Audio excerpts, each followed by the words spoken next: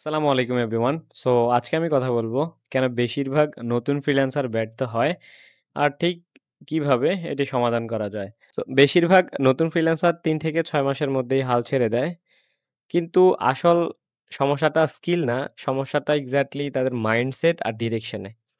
যদি আপনি এই ভিডিওটা শুরু থেকে শেষ পর্যন্ত দেখেন আর এই জিনিসগুলো আপনার লাইফে এপ্লাই করেন, তাহলে আপনি হবেন সেই ১০% সফল ফ্রিল্যান্সারদের একজন যারা শুধু স্কিল শেখে না, বরং সত্যিকার অর্থেই ইনকাম করার জন্য প্রচুর স্ট্রাগল করে এবং আল্টিমেটলি একটা হিউজ অ্যামাউন্ট ইনকাম করে। আমি নিজেও একসময় এই ভুলগুলো করেছিলাম। কিন্তু যখন বুঝলাম কোথায় ভুল করেছি এবং এটা কিভাবে সলভ করতে হবে ঠিক তখন থেকেই সফলতার দিকে এক ধাপ এগিয়ে গিয়েছি। সো আপনি যদি আমার সম্পর্কে না জানেন, আমার নাম Abu Saeed and all of the social media আমি সাঈদ ইউজ করি। সো আমি একজন freelancer and top rated nominated on Fiverr and already Upwork এ top rated plus. So without further ado, let's jump into the Miro presentation. So number 1, most beginner freelancer fail. নতুন যারা freelancing শুরু করেন, তাদের মধ্যে একটা সাধারণত ভুল থাকে। তারা ভাবে Fiverr বা Upwork এ অ্যাকাউন্ট খুললেই মনে হয় অর্ডার চলে আসবে। কিন্তু এক্সাক্টলি তা না। বাস্তবে ফ্রিল্যান্সিং মানে হলো একটা ক্লিয়ার মাইন্ডসেট, পেশেন্স আর নিয়মিত পরিশ্রম করার মেন্টালিটি। এখানে শর্টকাট নেই ভাই। আপনি যদি ৩ মাসে হাল ছেড়ে দেন তাহলে ফ্রিল্যান্সিং আপনার জন্য না। কিন্তু যদি ধৈর্য ধরেন, প্রতিদিন শিখেন, প্রতিদিন এপ্লাই করেন, প্রতিদিন হার্ড ওয়ার্ক করেন, কনসিস্টেন্সি, তাহলে আপনি সফল হবেন। এটা সময়ের ব্যাপার মাত্র। সো আমি অলরেডি এখানে কয়েক স্লাইডে দেখিয়েছি যে আপনার হচ্ছে ক্লিয়ার মাইন্ডসেটটা থাকতে হবে যে আপনি এক্স্যাক্টলি কী চান অ্যান্ড দেন প্রপার হার্ডওয়ার্কের মেন্টালিটিটা ক্রিয়েট করে নিতে হবে যে আপনি এখানে আসছেন দ্যাটস মিন ইন্টারন্যাশনালি কম্পিটিশনে আছেন। সো আপনাকে হার্ডওয়ার্কের মন মানসিকতা রাখতে হবে। Number 3, time frame. আপনি একটা নির্দিষ্ট সময় সিলেক্ট করবেন। এই ৩ মাসে আমি একটা স্কিল ডেভেলপ করব। সেটা হতে পারে মেটা অ্যাডস অথবা Google ads. On the other hand আপনাকে ধৈর্য রেখে সামনের দিকে এগিয়ে যেতে হবে। Number 2, my first client came from LinkedIn, not fibre. So আমি শুরুতে ফাইবারে ছিলাম কিন্তু কোনো অর্ডার আসছে না। তারপর ভাবলাম অন্যভাবে চেষ্টা করি। সো LinkedIn এ গেলাম, Instagram এ গেলাম, Facebook এ গেলাম। সবগুলো সোশ্যাল মিডিয়াতে প্রোফাইল ক্রিয়েট করলাম। সো একদিন আ একটা ক্লায়েন্টকে আমি মেসেজ করলাম। দেখতেই পাচ্ছেন এখানে আমি ওই ক্লায়েন্টের একটা স্ক্রিনশট এখানে রেখেছি। সো আমি উনার নামটা হাইড করে দিয়েছি সিকিউরিটি পারপাস। আপনি এখানে দেখতে পাচ্ছেন যে আমি ১ম এ একটা মেসেজ করেছি দেন সে রিপ্লাই করছে। এই প্রজেক্টটা আমি আ ১৮ দিন কথা বলার পরে এই প্রজেক্টটা আমি Fiverr এ নিয়ে গিয়েছি। সো আমি আসছি এই ভিডিওতে sorry my client messaged. Okay. So okay, so my client consistency message me. So okay, forget about it. And এই ক্লায়েন্টটা আমি হচ্ছে যে এই জিনিসটা আমি আপনাকে মোটিভেশন পারপাস বলেছি। সো বুঝতেই পারছেন যে আউট অফ মার্কেট প্লেস থেকে ক্লায়েন্ট অ্যাকচুয়ালি পাওয়া যায়। যার কারণে আমি এটা আপনাদের সাথে শেয়ার করেছি। So number 3, skill plus communication equal to success. অনেকেই ভাবে স্কিল থাকলেই হবে। কিন্তু আমি বলব স্কিলের পাশাপাশি communication it's a very important thing আপনি যদি ফ্রিল্যান্সিংটা স্টার্ট করেন। আপনি যত ভালো কাজ জানেন, যদি কথায় সেটা বোঝাতে না পারেন, তাহলে ক্লায়েন্ট কখনোই আপনার উপর ভরসা করবে না। তাই রাইটিং অ্যান্ড স্পিকিং এই দুটো জিনিস আপনাকে তুখর হতে হবে। আপনার রাইটিং স্কিলটা বাড়াইতে হবে স্পিকিং আপনাকে স্পিকিং করাটা শিখতে হবে। আরেকটা জিনিস আসে সেটা হচ্ছে আ লিসেনিং। আপনাকে লিসেনিং স্কিলটা বাড়াইতে হবে। সো এই ৩ টা জিনিস আপনি যদি প্রপারলি মেইনটেইন করতে পারেন, তাহলে ফ্রিল্যান্সিং এ সাকসেস হওয়ার ক্ষেত্রে আপনি অন্যদের থেকে অন্তত ২০-৩০% এগিয়ে থাকবেন। Number 4, just create a freelance account won't bring a order. অনেকেই ভাবে Fiverr বা Upwork এ অ্যাকাউন্ট খুললেই অর্ডার আসবে। কিন্তু Fiverr একটা সার্চ ইঞ্জিন। এখানে অর্ডার পেতে হলে গিগ আপনাকে সামনের পেজে অথবা Fiverr যখন প্রমোট করে, তখন আপনি এক্সাক্টলি ক্লায়েন্টের মেসেজ পান। সো এই ক্ষেত্রে এট দ্য বিগিনিং পয়েন্ট আপনি করতে পারেন সর্বোচ্চ একটা ভালো প্রোফাইল মেক করার ক্ষেত্রে একটা ভালো ফটো অ্যান্ড একটা ভালো বায়ো অ্যান্ড আপনি যখন গিগটা ক্রিয়েট করবেন, একটা professional title, keyword research and description title সবকিছুতে আপনি এসইও অপটিমাইজ করে রাখতে পারেন। যাতে এই জিনিসটা আপনাকে ভিজিবল হতে সহযোগিতা করে। আর সবচেয়ে বড় বিষয় হলো কনসিস্টেন্সি। আর ফাইবার আপনাকে তখনই প্রমোট করবে যখন দেখবে আপনি অ্যাক্টিভ অ্যান্ড রেগুলার।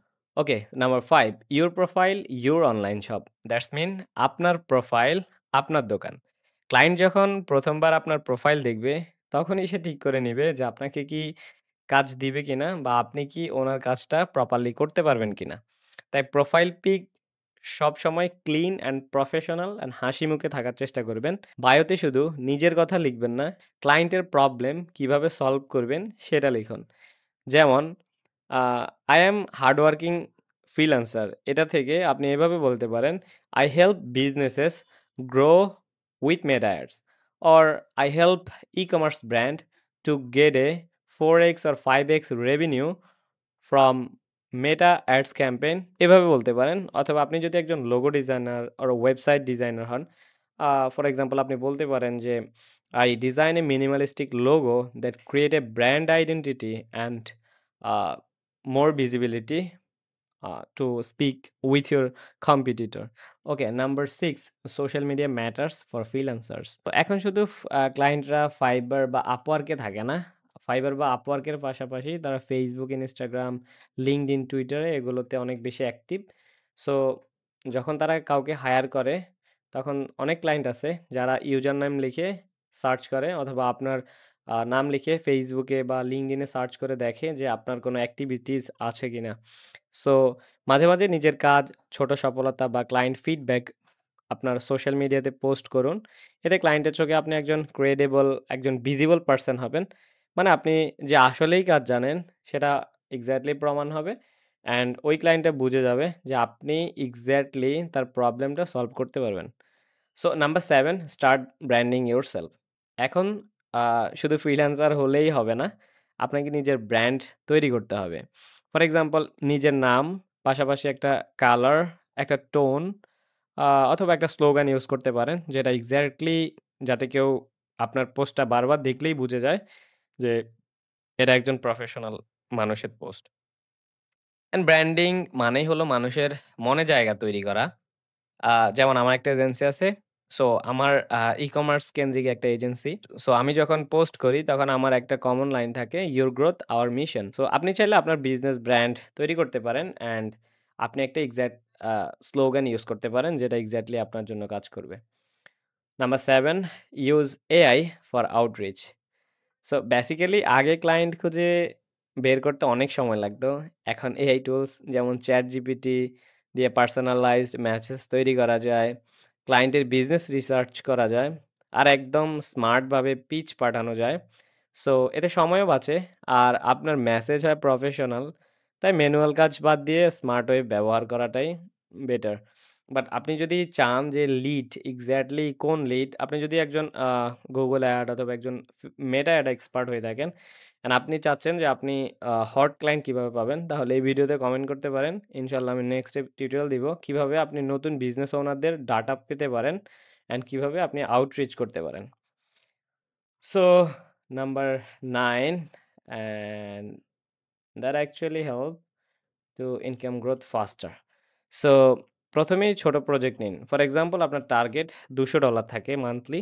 সো ১ম এ ছোট প্রজেক্ট নিন অ্যান্ড ফিডব্যাক সংগ্রহ করুন। তারপর ধীরে, ধীরে আপনার রেট বাড়ান। একবার রিপিট ক্লায়েন্ট তৈরি করে নেন যাতে একটা ক্লায়েন্ট বারবার আপনাকে অর্ডার করে। আর আপনার মান্থলি ইনকাম নিজে থেকেই বাড়বে যখন হচ্ছে যে আপনি রিপিট ক্লায়েন্ট পাবেন তখন থেকেই আপনার মান্থলি যেই ইনকামটা সেটা গ্রো হবে। আমি ১ম এ মান্থলি $২০০ থেকে $২৫০ চার্জ করতাম আ মান্থলি যেকোনো ক্লায়েন্টের জন্য। ফর এক্সাম্পল ই-কমার্সে আমার বেশি কাজ করা হইছে। বাট এট দ্য মোমেন্ট আমি সুইচ করে নিছি। সো এখন কনসিস্টেন্সি কাজ করেন $২০০ থেকে and within a 1 year or like 7 to 8 month then আপনি হচ্ছে যে $১,০০০ হিট করতে পারবেন। তবে ১ম অবস্থায় আপনার এই $২০০ মান্থলি ইনকাম করতেই আপনার কষ্ট হয়ে যাবে। যখন আপনি ফ্লোটা বুঝে ফেলবেন, so $1,000 a month is a possible. So যদি ভিডিওটা হেল্পফুল মনে হয় একটা লাইক দিন আর সাবস্ক্রাইব করুন। কারণ পরবর্তী ভিডিওতে আমি দেখাবো কিভাবে আপনি হট ক্লায়েন্টের ইনফরমেশন বের করতে পারেন। যদি আপনারা চান কমেন্ট করতে পারেন তাহলে আমি এই রিলেটেড ভিডিও বানাবো। যদি এই জিনিসটা আমার মাথায় আছে সো কমেন্টস করতে পারেন। সো ওকে, তো দেখা হচ্ছে পরবর্তী ভিডিওতে। আমার জন্য দোয়া করবেন ইনশাআল্লাহ। অ্যান্ড নেক্সট কি রিলেটেড ভিডিও চান কমেন্টস করতে পারেন। Keep try every single day. See you on the next video. Peace. Bet you 30 won't hold you. I told you I need you like now.